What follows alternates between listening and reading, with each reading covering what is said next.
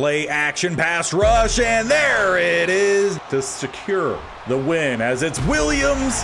A great way to start today's episode with a win following a couple trades. Horvath, that fullback, gets an opportunity for another touchdown. Plays here as he's trying to squeeze it into Robinson, and they will continue their dominance in division. But coming off the bye, once again, this team would just light up the scoreboard. We rattle off 3 straight wins. We will at least tack on an extra touchdown before the end, but that by no means was the game we were looking for. And to see the exact season of Levis as he finds Vernon. Top for Herbert, we send the blitz and it will hit home. We will throw. Levis has his guy as we have Vernon, a second touchdown. This team was, I think, actually a lot closer to playoff caliber than what we were thinking, given the really awful 1-6 start. And following what was actually a fairly promising second half to season 2, it does come to an end with the Raiders as Super Bowl champions. 31-21 over the Packers. It's the 4th Super Bowl for the Raiders. Najee Harris, the MVP. You can see the yearly awards over on the right-hand side. We personally did not win any awards, nor did we have any Pro Bowlers.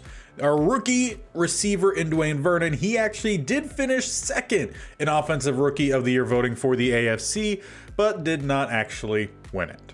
So moving into season 3, where we have 3 more seasons remaining to win a Super Bowl before the end of this challenge, we need to re-sign some players. Ronnie Stanley, once again, does not have very much interest. 31 years old, though, he's holding his overall right now. Still a superstar dev.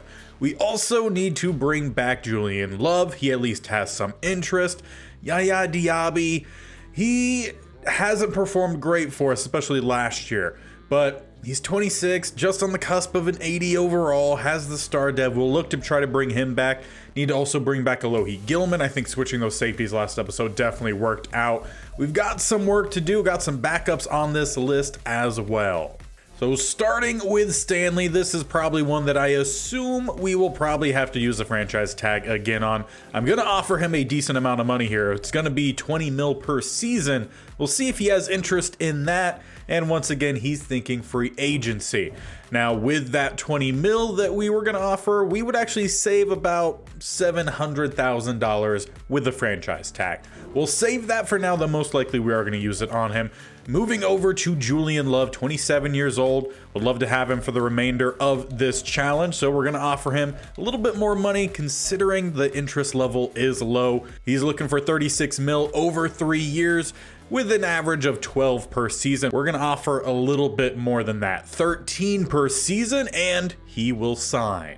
Now, Yaya Diaby is again someone who would probably see some interest in the open market. Doesn't have a lot of interest in us. He was kind of replaced in his starting role. We'll still offer about 10.5 per season here, and we'll just make it 3 years. Keep him around throughout, and he will sign. So we offered enough to greatly influence his interest. Now, Alohi Gilman, probably more interest than anyone else has had. We're still going to have to raise it up a little bit considering that interest is not in the green. Still have plenty in cap space right now, and that will be another signee. Now, as for Clark, I would look to re-sign him. He's a young corner, 24 years old, decent overall, but he's just not the correct type of corner. He's more so man. We've worked a lot to get that zone to a decent level, and honestly, even without the morale really coming in, the zone is still a 68, and we are a zone-style defense, so we will be moving on from Clark for now. Maybe he ends up coming back. That would have to be an open free agency. I am interested in bringing back Julian Aquara. This is more of a depth rotation kind of signing, which we could use. We'll offer a decent amount here, 5.5 per season, and he will return. Now, with the emergence of Vernon, I am going to look to move past Westbrook-Ikhine for now. Maybe he's someone we come back to later, but we have young options. Where we don't have many options is interior defensive line. So Jerry Tillery at 28, only a 71. we do need to bring him back. We'll bump up the bonus here, put in a 1-year deal, and he will come back. As for Romeo Okwara, trying to keep the brothers still here, we'll bump up the numbers a little bit. 2-year deal, put in that offer. So far, most of these negotiations working out really well for us. And kind of vibing off the same aspect of Tillery, Sheldon Rankins, he's down to a 74 overall. Still, though, we just don't have that many options. So we'll raise up the bonus here. Not too sure he's going to sign as the interest is low. And indeed, he will be testing. Now, unfortunately, Devontae Parker has seen a lot of regression moving towards this next season. He lost 27 total points. So taking a look at the ratings, athletics are definitely dropping. Route running is dropping. For now, I think we move on from Devontae Parker, though we might be forced to come back to him. And as for others that we'll be moving on from, again, for now, George Fant, Forrest Lamp, Sheldon Rankins, we'll try to bring back an open free agency. Rob Cunningham, just a really low backup. Marcus Bailey, maybe will return. Westbrook Kine, we talked about, might return. Clark, maybe. But then Ronnie Stanley, we need to make sure we keep him around. So franchise tag is given. Now, as for open free agency, didn't go all too bad here for us. We did bring back Sheldon Rankins. We brought in another off-ball backer in Jonas Griffith. We brought in Chase Claypool. Now, we did miss out on a couple guys. One of those guys was Tutu Atwell. Rondale Moore was also available, but I didn't want to bring in more because we obviously knew he didn't fit. Try to bring in Tutu Atwell, a lot more interest in him. Chase Claypool, he has some release, and we need more guys on the outside. Essentially, he's kind of a slightly faster version of a regressed Devontae Parker. We still may bring back Parker if we need a mentor, because he is a mentor now. We did add some depth for the offensive line and maybe some ability to be a starter in Sam Mustipher. We brought back Forrest Lamp, who's just been a backup for us this entire series. And we brought in Quinton Bohanna, some more depth for the interior of the defensive line. He's on the younger side, he's 26, though only a 68. But if we keep seeing the regression of Tillery and Rankins, then we need some backup plans, and that's what that signing was for. But now shifting our focus towards the draft, what are our possibilities? Well, there's a lot of potential undrafted, that's for sure. There are a couple guys here who maybe we have some interest and might have the chance of picking up. We do still need some help at receiver. Johnny Beverly, 5'11", 190, 22 years old, out of Louisville. He's a deep threat. And he runs a 4.35, did that at both the combine and the pro day. Some okay bench reps, but all in all, he's a really solid athlete. And he comes with an intriguing skill set. Medium route running, not great, but with Will Levis at quarterback, his best accuracies are short and deep. So if we avoid the middle, all works out well with these two. Awareness is a little low, a C, but he has some pretty solid hands. Release at a C, we could work with that. He could be a solid option for us and much better than the next guy, which is Najee Harris. Funnily enough, another receiver, 6', 209, out of Louisville, 23 years old, and he's going to be a little bit more of the physical style guy. The route runnings, they're okay. Medium is his best, and again, that's not exactly where Will Levis is best at. Hands a little bit questionable. He was a first round projected talent, 1 to 2, but his true talent range is actually around 3 to 4. If he falls, maybe that works out best for us. Getting past those two, there is a third receiver in Dom Snell, a day 3 kind of talent, and he just doesn't look very good at all. Plus, he's a slot type. We have plenty of those. There are some late round tight ends. Maybe we could look to bring one in, but it's not a necessity for us. There is Donnie Cook. We talked a little bit about him, a true round 2 to 3, and we do need some help for the offensive line. The issue is Cook here is a finesse style. We're a power, but he's nearly first in every category from the combine as well as the pro day. But it's just a lack of power ability. Run block power is a C, pass block is a D, but everything else is A to B. So maybe you make an exception for someone like Donnie Cook. As for the defensive line, not a whole lot of promise. All the three available guys here, they don't look that good. Max Gardner, a day 3 talent you could take a shot on, and Ben Hardwick, maybe 4th round for interior pass rusher, because we don't really have much of an interior pass rusher. We could look to these guys, but really the best guy in this class here for us is at safety in Joseph Clark. At round 2 to 3, though top 5 talent. Would we be able to make some sort of trade to secure him? Well, he's a fantastic athlete, and he has just about everything you would really ask for here for the skill set. Stamina a little bit low, but it'll be all right. Hands there, awareness is there, the coverage is there. He would be a fantastic safety, and someone with the speed that we have here could easily replace Alohi Gilman, and then Julian Love can go back to strong safety. So we've got a lot of options here.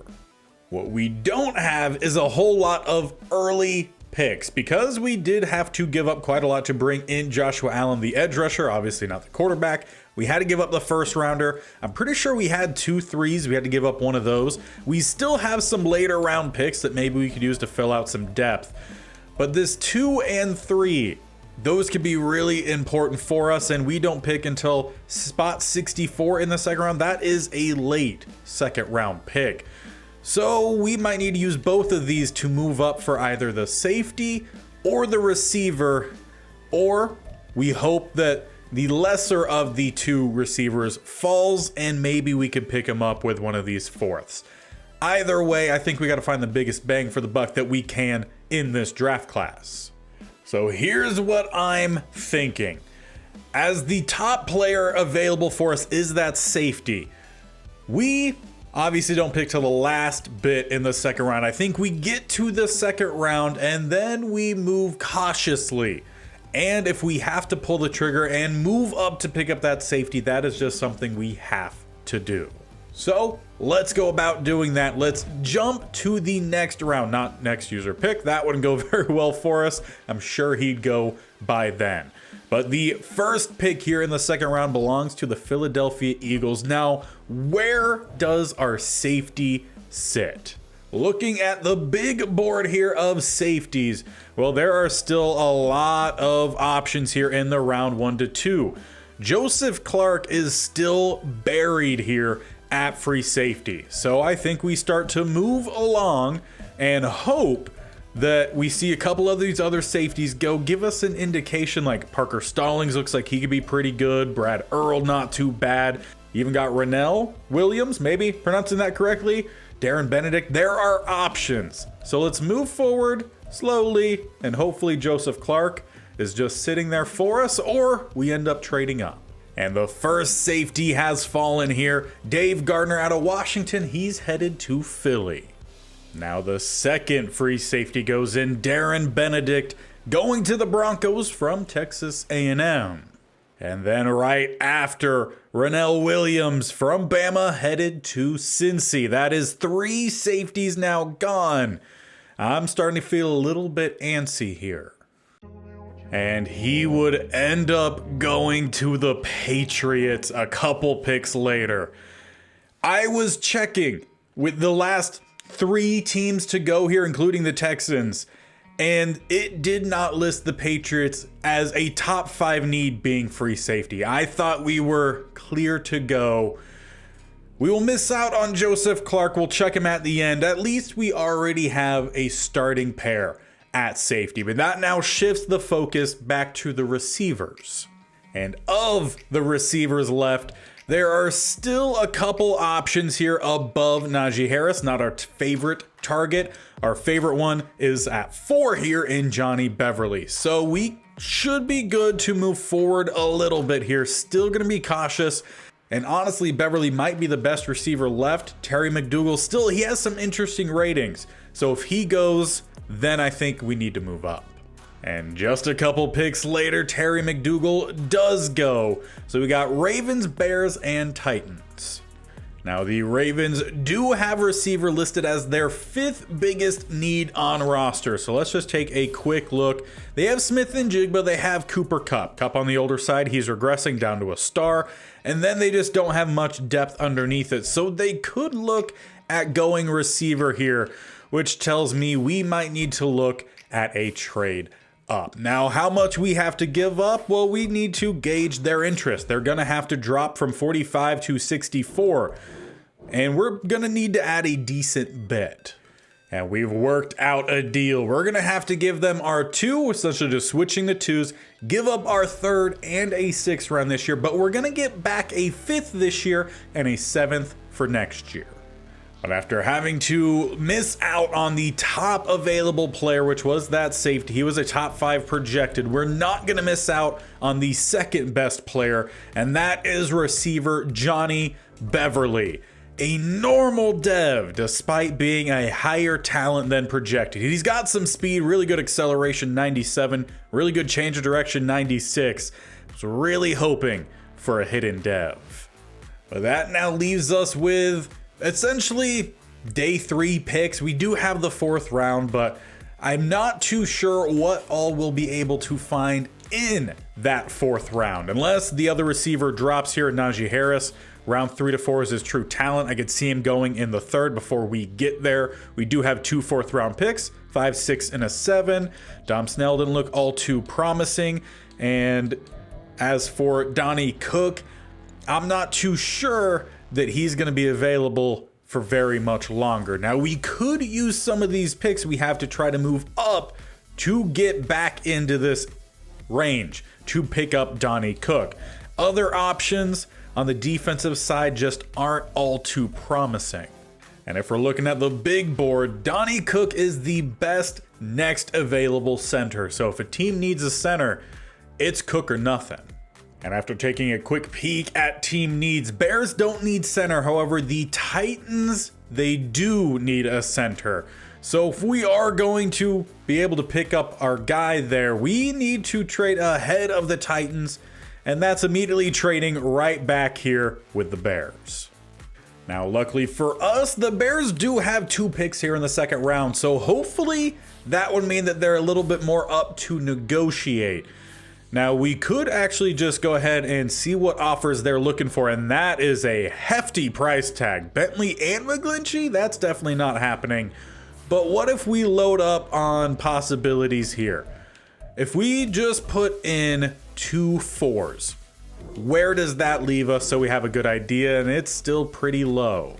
So with us clearly needing to offer up a lot with the Bears, do we have true starting talent here for us to use? Fortner is 72. Honestly, that could be pretty close to what the center is. There's Banks. We also have Mustafer. We have some options. And we need some more help for the interior of the defensive line because Rankins is dropping, Tillery is dropping. I don't think Hinish is going to get to a point where he could be a true starter. So I think we need to focus more on having picks in the later rounds than giving things up right now. So that means we will just move to our next pick in the 4th round and go from there. So let's advance to our next user pick as we are into the 4th round, spot 10. And one of the tight ends we could have actually went right before us in John Williams. That is an area that maybe we could look to address as our current starter is getting on the older side. But what do we have available here? Again, we are mid 4th round. There's a day 3 receiver. The other receiver, the round 1, who was projected 3 to 4, he did go. Not seeing a whole lot here for the offense. Dion Odom at day 3 does not look very good. And then we are left with the defensive lineman. So in round 3 to 4, there is one guy here in Ben Hardwick. And we could use some help for interior pass rush. This could be a spot to go after him. He runs a sub 5-second 40. Decent bench reps. He's pretty quick and agile. He's got some decent strength from the broad jump. Vert jump as well. I mean, all right, he's a good jumper. Awareness is really good. Play rec, not so much. Tackling is awful. But he has some moves, and maybe he could help provide some pass rush down the middle. So Ben Hardwick welcome to the challenge. A normal dev with 84 strength, 73 speed, and 81 acceleration. We'll see what you actually can provide us at the end. Now we do have a draft pick about 10 spots later, exactly 10 spots later, at pick 20 in the 4th round, and we already know there's no one for us to go at here. So we could look to either trade away this pick for some future picks, or maybe we see if there's someone available that we could try to trade for. And with that need that we had at tight end, we will fill it. Trading with the Texans, we get Tommy Tremble, they get our 4th round pick. And Max Gardner here might be able to help us on that defensive interior. He's a lighter DT at 285, but he's 6'6", he's labeled as a run stopper.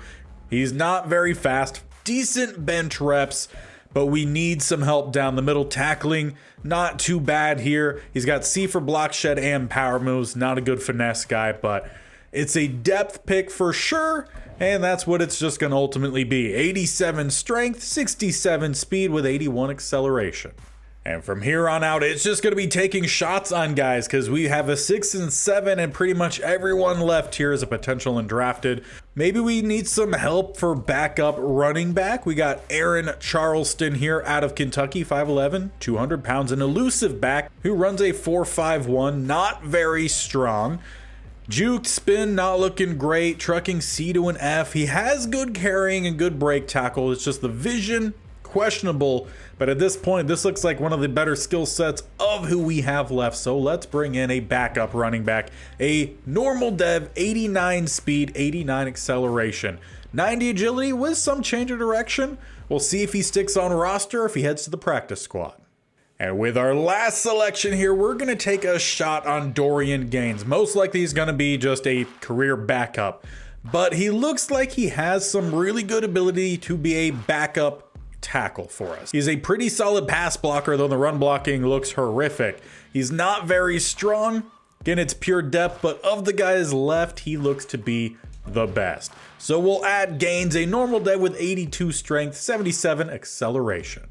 Well, let's meet the new group here, and it's really just Johnny Beverly, though not too bad of a job in Charleston. Well, let's start with our new receiver, a 74 normal dev, and he has 76 release, which is actually, I think, going to be tied for the best on the team.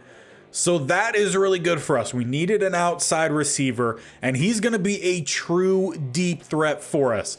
We needed help there. We added Chase Claypool. We have Vernon. Now we have some options for the outside, matching all the options that we had for the slot. Now, as for Ben Hardwick, the guy we drafted to be an interior pass rusher, he's only a 62 overall. And yeah, the move's not developed whatsoever. I was hoping those C's were going to be like low 70s or 69 across the board, and we only got that with the power move. So we'll see if he ends up making the roster, but probably practice squad. As for Max Gardner, the 5th round rather than the 4th round, he's a slightly higher overall at 64, and the power moves and the block shedding are that 69 finesse, not there. Definitely going to be moved to a DT, and maybe with that, that overall goes up. And indeed it would, up to a 67, and that is going to put him at a much better spot and very much fits his skill set a lot more. Now, as for Charleston, who is the 2nd highest overall of this draft class, he's got some speed. The ball carrier vision and the break tackle are actually a lot closer than I thought they would be, but the carrying looks really solid. Juke is at a decent spot for sure. He has a little bit of some catching ability, not much kick return ability, but he will be a serviceable backup.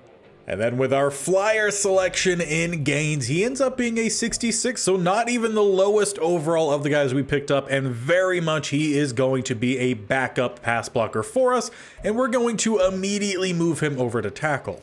But funnily enough, when we do, he actually drops down from that 66 to a 65, despite it actually being a scheme fit and really being the spot he should be playing. So interesting there, and it's an interesting draft class.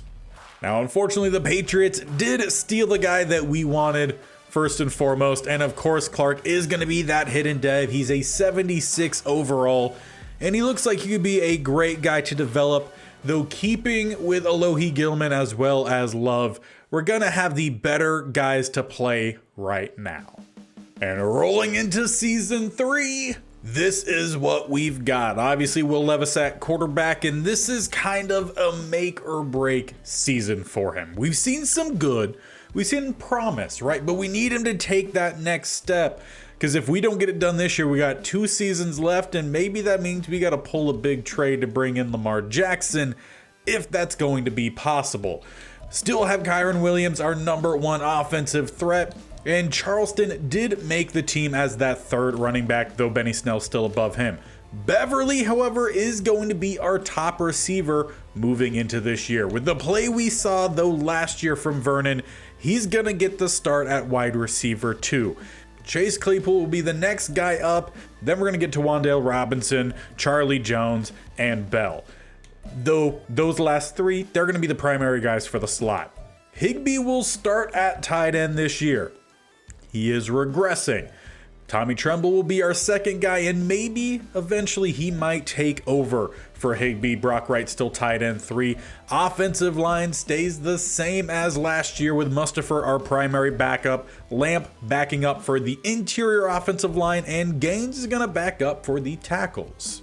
As for the defensive side, still again, not much of a change. The linebackers, it's probably the best, most well-developed group. Safety, honestly, pretty close, especially after we made that switch last season.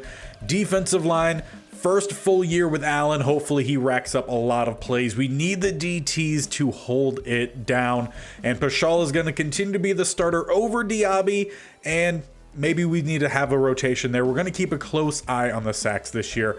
As for the corners, Valentine, still our #1. McLeod will be our #2. Though, change this year.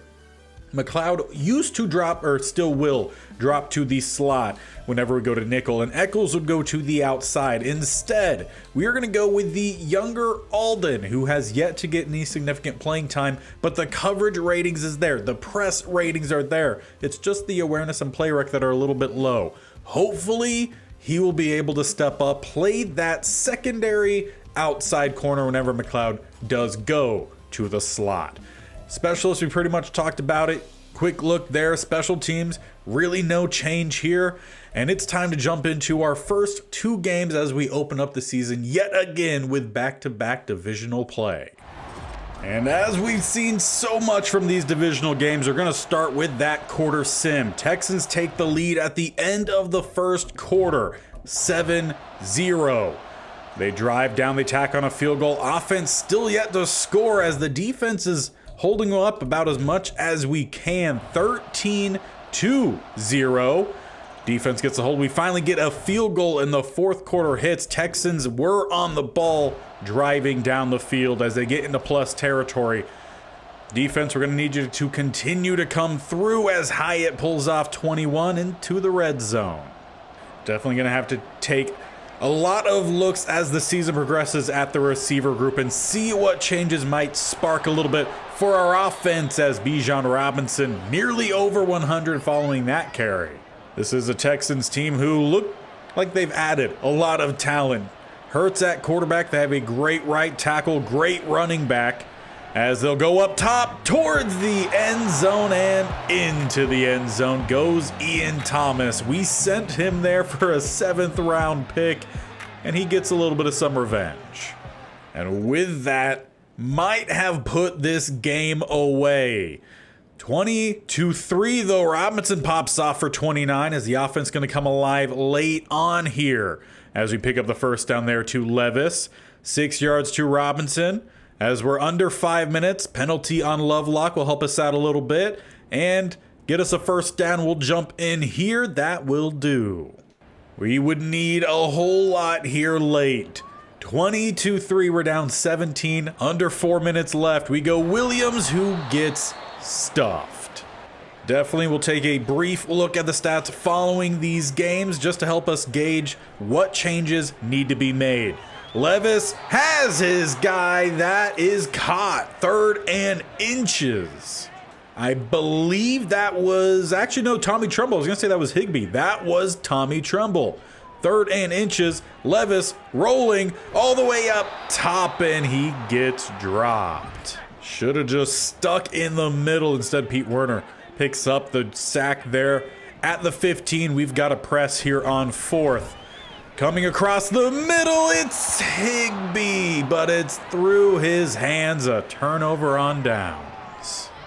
Oh, that is unfortunately one thing that the stats do not really show is drops. Should have been a touchdown for sure. 2nd and 13 here following the loss. Bijan picks up 5, 3rd and 8. 21 is the nail in the coffin.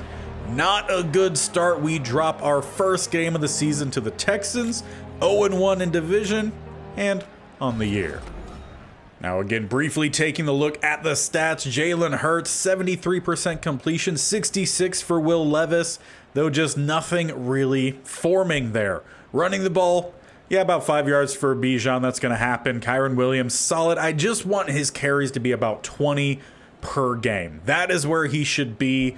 Hurts did run the ball in for a touchdown, so there's that. Receiving best for us was Tyler Higbee, just 4 catches, 28 yards. Wan'Dale Robinson, 3 catches, 41. Vernon, 3 for 43. And the rookie, where are you? No catches for Beverly. But what we did get is 10 tackles for JOK and McLeod. How many tackles for a loss? 2 for Allen. Valentine had 1, McLeod, Rankins, and Rankins as well got 1 sack. How many field goals here? Not a great start for Aubrey, 1 of 2. Well, let's quickly jump to the next game against the Jaguars, who have continually reigned supreme atop of our division. They end the first quarter with the lead 7-0, though we answer. They drive, they answer. A little bit of some back and forth. Jaguars take a 21-7 lead, but at least we have outscored ourselves from that first week. Starting the second half, Jaguars get the field goal. We were driving, headed towards the end zone, and I believe we are in range. So we'll start the 4th at the 13. Need a touchdown here and a quick stop by the defense. As we go to Williams right down the middle, it's some good blocking, gain of 7 as he's over 100 rushing and already at 18 carries.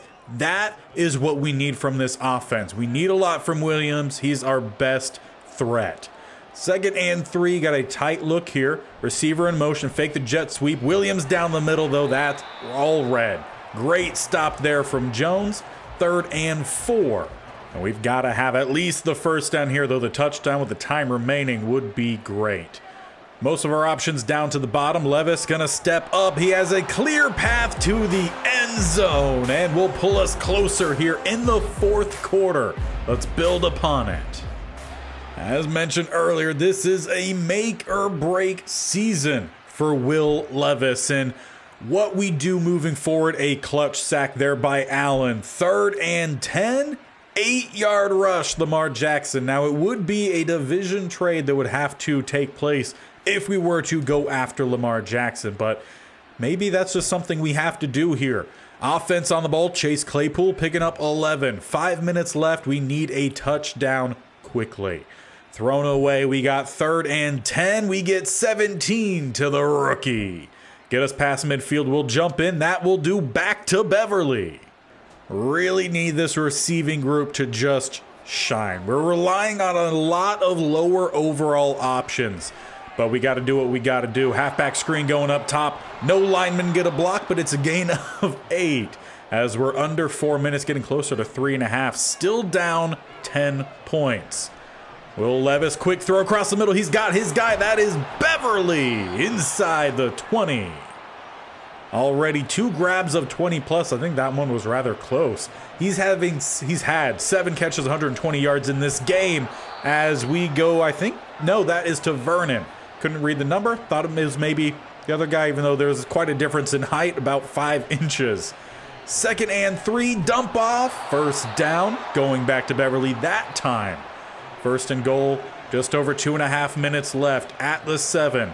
2 spread either side. Will Levis dumping off. Kyron Williams had an angle. Couldn't keep his feet. 2nd and goal, now getting closer to the 2-minute warning.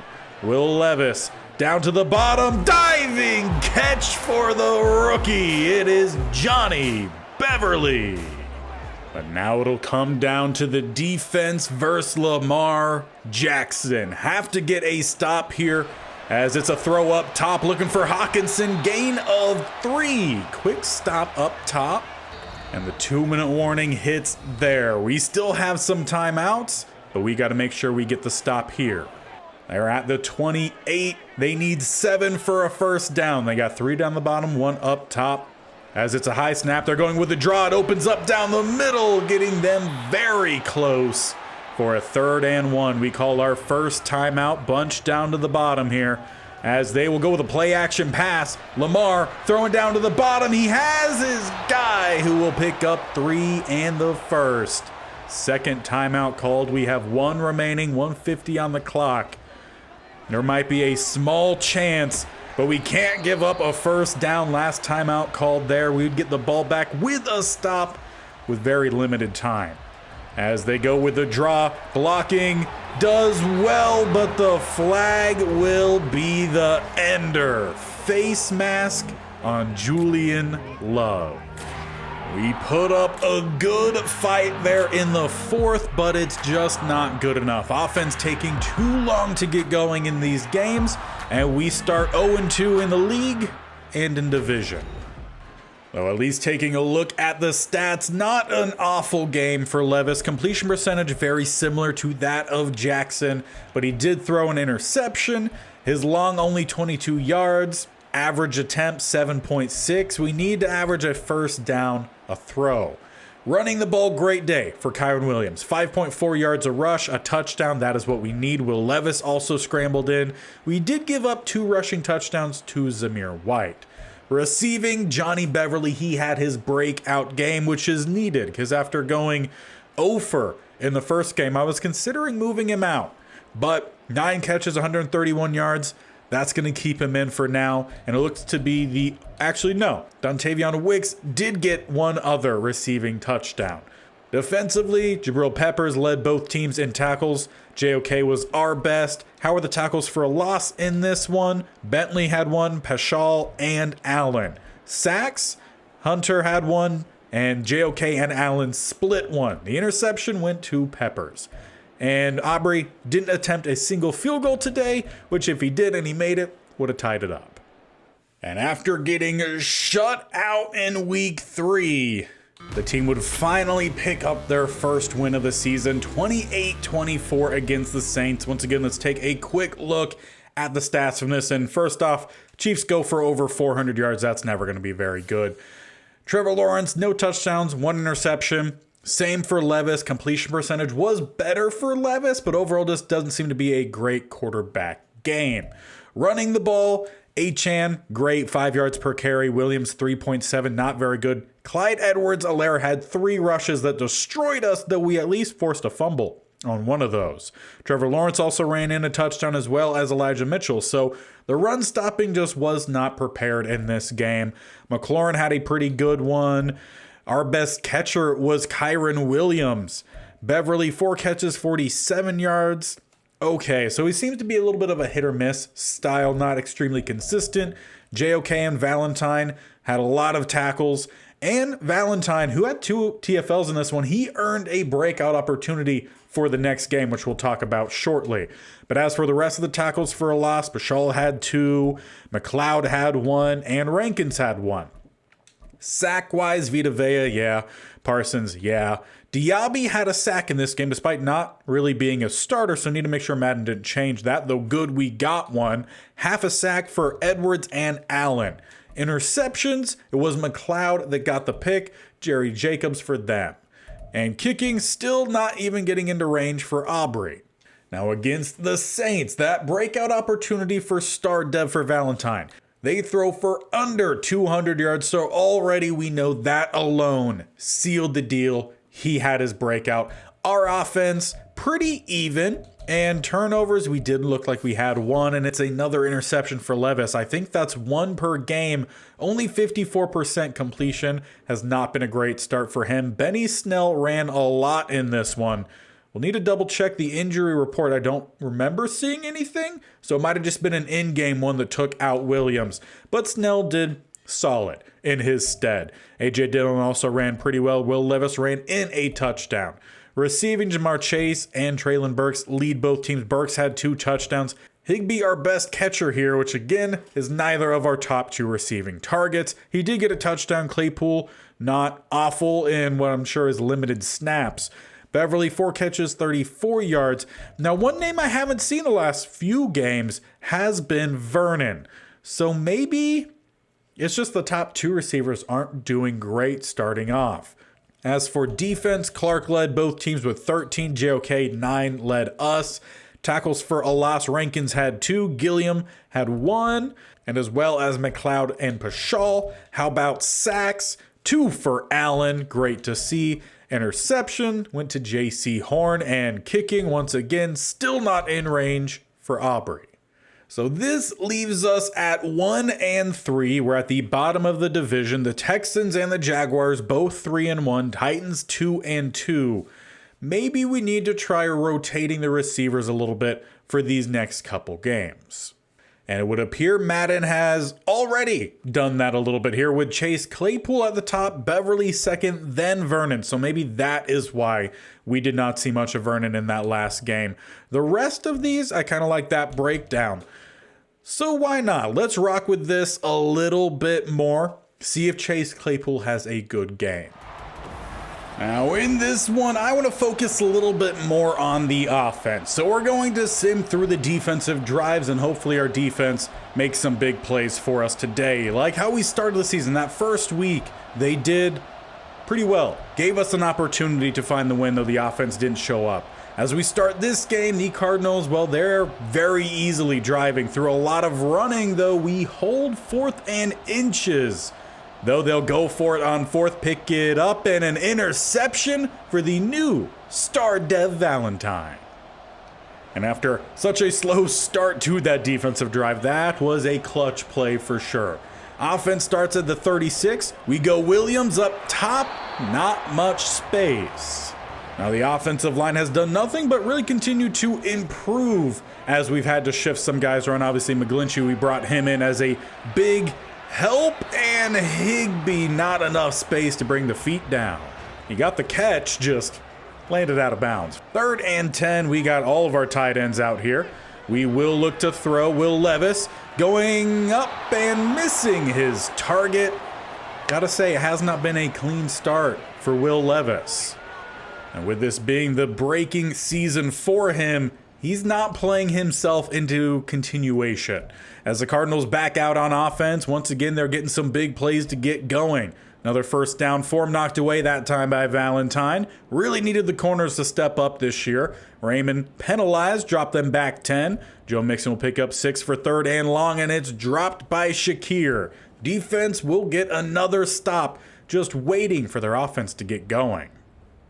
Now, I do have to say, our offense is the lowest overall of both the offense and the defense, relying a lot on low overalls for receivers. Interior offensive line, not the highest either, as Robinson gets picked up. Slam down gain of 7.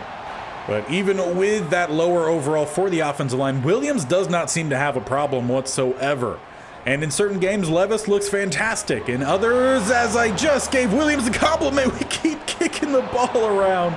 After he fumbled, scooped up by the Cardinals, Diggs will take over for him. A pretty rare play there by Williams as Shakir makes up for his previous drop.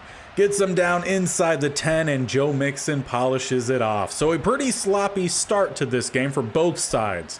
I want to say Williams, he's only really fumbled once or so in this series, as we're going to start jumping through this game a little bit quicker as we're into the second quarter. If we get inside the red zone, we'll definitely finish off the offensive drives, probably get through the defensive drives, though 4th and 1, they're begging me to jump in. And I will oblige. At the 40, we need the 39 for the first down. Coming out with 2 tight ends, we need a push from the line, but it's a beautiful blitz. That will be another turnover for us, thanks to Livingston. But with the slow start we've had to this season, you've got to be aggressive on situations like that. 3rd and 3, they get 3 and the first down. Then follow it with 24 through the air that time to Mixon. Zay Flowers popping up as they will get their second touchdown, finding tight end Rylan Rodgers. Offense, we're waiting for you to come alive here. 14-0, we start with a throwaway. Then we lose 3, 3rd and 13, thrown away by Levis.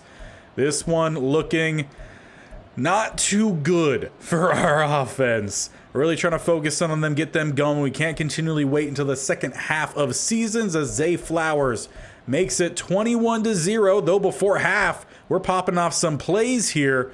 First down, under a minute left. Let's jump in. We have 2 timeouts remaining, 56 seconds. We're down to the 28. Got 3 receiving options down below. One up top is Claypool, though we'll dump this one off for Higbee. A lot of underneath passes, despite the playbook supposed to take more deep shots. Hopefully we'll see a little bit more of that. That's kind of how we built this offense to run, outside of runs to Williams and another drop from Higbee. That'll leave us with 3rd and 7. 30 seconds left before half. Need at least the first down here, as we have an open target. That is the newly acquired Tommy Tremble, as we call our second timeout. We called the play to our second tight end. First and goal, dump off. Williams fighting down to the 1. Get back to the line quickly here, still with that timeout. Spread out the line, hand it off. No, we'll look to throw. Need the end zone. Levis scrambling, and he throws it away. Now the problem here is we need a touchdown. Field goal does not quite help us out, so we could try to set up a quick throw. We can't get that settled for the field goal, but we've got Higbee into the end zone. Quick strike there, still leaving us some time, but we will take the touchdown going into halftime as Levis finds his tight end. Now we just got to hope we see a lot more of that in the second half as we get it underway. We also start with possession, so this is a prime opportunity for the offense to get going here. Draws back into this game. Kyron Williams picks up 6 on first down. Then 20 goes to Wan'Dale Robinson. Thrown away. 2nd and 10, a sack by Christian Barmore. It is 3rd and long, and we only pick up 3. At the 45, too far for a field goal, though. I feel like you're too close to punt. But with a 4th and 17, is it that smart to go for it? Could give the ball back to the Cardinals at midfield. Well, we only have 1 win on the season, so might as well. As they bring some pressure, we got to try to make something happen. It's up, and it's an arm punt, as it's going to be a decent return. Try to get that one up for Claypool. Just a great play made by Grant Delpit. And it'll continue the trend of interceptions, at least 1 per game for Will Levis. 3rd and 6, we give up the first down to Josh Downs. Going back to him, Joe Mixon, another first down. Cardinals looking to just put this game away in the 3rd quarter. Defense and penalties definitely helping us out here. Knocked away by Alden. 3rd and 25, they get 2. Is it field goal range? No, they punt. Great job there from the defense. Offense, we need that touchdown here. Thrown away, 4th and 3 at the 27. Risky. We will punt. Definitely thought of going for it, but let's try to be a little bit smart as well. Give him the full length of the field, though. Shakir pops off for 14. 12 it goes to Mixon. Knocked away by Valentine. At least some corners stepping up in this game. 3rd and 3. 11 goes to Rodgers. I say they're stepping up, but we've definitely given up a lot of chunk plays. Penalties helping us out as well. 2nd and 14, they get 6. 3rd and 8, they get 12. First down definitely in field goal range. We've only managed 7 points so far. 2nd and 10, they get 4. 3rd and 6, they get 6. 4th and inches. They missed the field goal. All right. We needed offense. We're supposed to be a down-the-field throwing team. Well, we haven't seen a whole lot of that. So let's jump out here and try to call some plays that we should be running. As we can maybe look for a check down through the hands of the corner. Not too sure how often we're going to get away with throwing one like that at Trayvon Diggs. But it works out for us. 2nd and 10, we keep possession. As we go up top for Valentine. Good one-on-one. Knocked away. Levis maybe forced to throw that a little bit earlier than he was hoping due to the pass rush. But we've got to find some ways to get some guys open downfield as we have Robinson here. A little bit of speed as he weaves, and he is gone. 10-5 touchdown. We strike in the fourth quarter, putting the game back in the hands of the defense. With just under 5 minutes remaining, we're down a touchdown, though a penalty by JOK is not okay. Josh Allen runs for 7. They lose 2, 3rd and 5. Come on, defense. They hold it, just a gain of 2. Should be a punt, and the offense has a shot. We did not do well the first 2 plays last time out, but the third hit big. We need big here. As they do send some pressure, we got our guy coming across. There goes Vernon, the big second-year receiver with a little bit of a stiff arm out of bounds. Up to the 47 we move. 3:26 on the clock, have all of our timeouts. They send, again, some pressure as we're just going to look to move here with Levis. He's got some wheels and a late bump, no flag. Referee's not protecting our third-year quarterback here. But we've got time on our side here to at least level this game up. Look for Robinson. Okay, the spot where he threw it, not bad. Get a little bit closer to the receiver. You want that kind of throw to be flat, get him away from the corner over the top in Diggs, but just a little bit too flat that time. As Levis looking to step up here, he lowers the shoulder, picking up the first down on Spillane. Will Levis not scared of that contact, coming in with that big frame. Honestly, he looks like a tight end out here. Robinson towards the pylon does look interesting, though it's thrown straight at the linebacker, Devin Bush. Will Levis, you got to throw that about 3 seconds earlier. Now, once again, we got to hope our defense makes the play, but yet again, we start with a penalty on Yaya Diaby. Worked out pretty well for us last time, as it's a first down for Joe Mixon. Just over 2 minutes left. 5-yard rush. Now the 2-minute warning hits. 2nd and 5 looks like it's a first down. Gain of 2 as well. 2nd and 8 looking like field goal range. 3rd and 4. We hold. 4th and 2. This time he hits the field goal. It's a 10-point game. Turnovers definitely cost us in this one for sure. Penalty on Barmore on play 1, thrown away by Will Levis. 2nd and 5, we pick up 14. 7 going back to Levis with time running out. Chris Jones gets the sack, and another sack will end it. Not looking good in this season. Only 1 win once again. We're trending towards a similar start to last year, where we were 1-6 before turning things up the second half. Now, luckily, we would catch ourselves slightly as we would split the next 2 games, getting us to week 8, which is obviously where we're going to stop this episode before we do something crazy, hopefully, at the beginning of next episode. Texans, we finally get our first win in division. We are 2-5 at the end of the first half of the season. And at this point, the division is still not gone from us. The Jaguars 4-3, Texans 3-4. We finally got one back on them. Titans also 3-4. We're at 2-5. And I think with the play we saw today, we have to make the choice. And it's going to be a really weird, not realistic trade whatsoever. But considering Will Levis has started 10 touchdowns, 8 interceptions, 62% completion. Now, he has ran it in for 2 more touchdowns, but still, I think we have to do a crazy move, trade within division with the Jaguars, and try to bring in Lamar Jackson. Give us something else here on offense.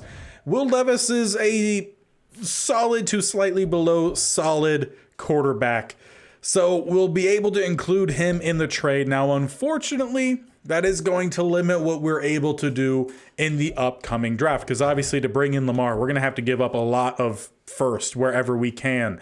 And this was a draft class that definitely showed some promise. There was a round 1 receiver, round 1 to 2 in Levi Brown, and we definitely need receiver help. And he has some interesting ranges. There is also Max Footy, Not exactly sure, but he looks like he has some promise as well. Day one tackle, though we don't necessarily need tackle help. Maybe he could have played guard.